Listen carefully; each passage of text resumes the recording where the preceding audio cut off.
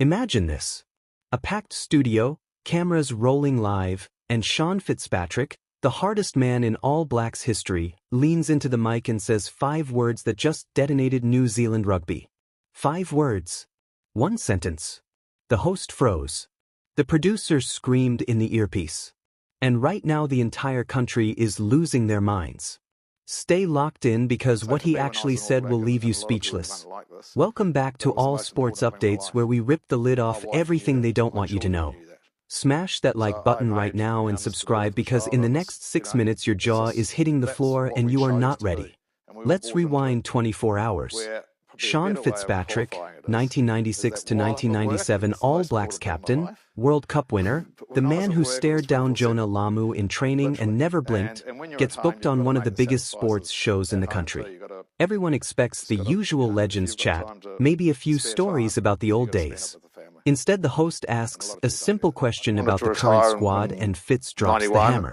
He didn't yell. He didn't need to. His exact words were calm, cold, and absolutely nuclear. He looked straight down the barrel and said the current All Blacks leadership group has lost the dressing room because one star player is sleeping with another player's long-term partner. Dead silence. You could hear the studio air conditioning. The host tried to move on, but Fitz just stared until the director cut to a frantic ad break. Here's where it gets insane. Within 30 minutes, every single rugby group chat in New Zealand exploded. Names started flying. 3 current All Blacks immediately went private on Instagram. One wife deleted her entire account. Another partner posted then deleted a cryptic story that simply read "Timing is everything" with the laughing emoji. The rugby media went into full blackout mode, no one daring to repeat what Fitz said on air because the legal letters are already being typed. But we are not rugby media. We are All Sports Updates, and we go where they won't. Sources inside the camp say the player at the center of this is a household name, someone who starts every test, someone with major sponsorships and a perfect public image. The woman involved has been linked to the squad for years, and suddenly every old photo of her at games is being scrubbed. One teammate has already requested a transfer to a Japanese club effective immediately, unheard of this late in the season. The captain called an emergency meeting last night that reportedly ended with furniture thrown. Sean Fitzpatrick knew exactly what he was doing. He didn't name names on air because he didn't have to. Everyone inside rugby knows. Halfway through, and you already know this is the biggest All Black scandal since the 2011 World Cup party that never happened. Drop a fire emoji in the comments if you think you know who the player is. While you type that, understand this, Fitzpatrick has never spoken out like this before. The man stayed quiet through Luggage Gate, through Stripper Gate, through every previous drama. For him to go live on national television and torch the current squad means he believes the culture is completely broken and he is willing to burn his legacy to fix it.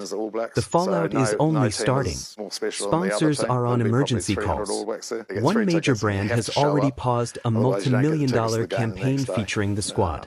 Parents are messaging schools asking if their sons should still idolize these players.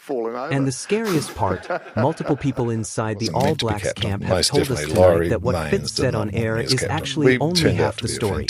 There is apparently recorded proof, messages, hotel receipts, the works. If that drops, the entire 2026 World Cup cycle could collapse before it even begins. This is All Sports Updates, and we just handed you the biggest story in New Zealand sport right now. Hit that subscribe button and turn on notifications, because the second any name or photo leaks, you will see it here first. Sean Fitzpatrick just missed a match, and rugby will never be the same. Sleep tight tonight, if you can. And then Foxy became an All Black a year later, and I haven't had a cigarette since that day. And became an All Black 3 years later. There's probably a little bit of an element of ignorance back here in New Zealand as to what you're doing, and we are so used to the image of Fitzy in the All Black jersey. So to hear you speak about these things that you get to do now on a day-to-day basis is really, really fascinating. We've raised over €250 million. It's just phenomenal, and we distribute that back into these projects, which is changing lives.